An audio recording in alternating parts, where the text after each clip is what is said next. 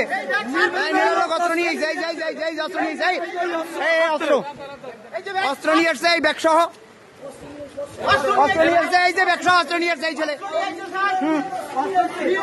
নীলার লোক অস্ত্র নিয়ে আসছে হ্যাঁ এই অস্ত্র নিয়ে যাই যাই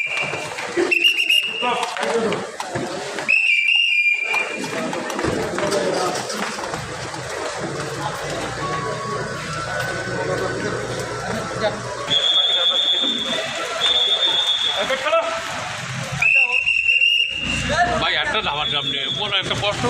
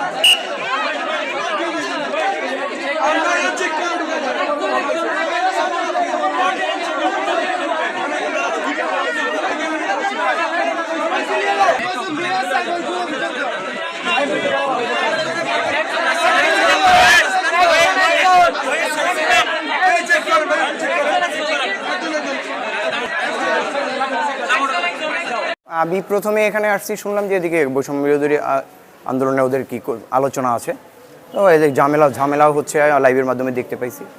তো ইতিমধ্যে দেখলাম যে গেট বন্ধ, নৌবাহিনীর সেনারা আছেন এখানে দাঁড়িয়ে গেটের সামনে। ইতিমধ্যে 2-3 জন মানে ঢুকছে আলাদাভাবে। একটা ছেলে ইতিমধ্যেই একটা অটো থেকে নামছে একটা ব্যাগ নিয়ে, কিন্তু ওর চোখের দিকে তাকিয়ে দেখলাম যে ওর চোখ অন্য কথা বলে, চোখের মধ্যে একটা ভয় আছে কিংবা একটা ক্ষোভ, এই টাইপ কিছু একটা। তখনই আমি নোটিশ করে ওকে বললাম যে ভাইয়া তোমার ব্যাগে কি আছে? বলে ব্যাগে আমার বই আছে।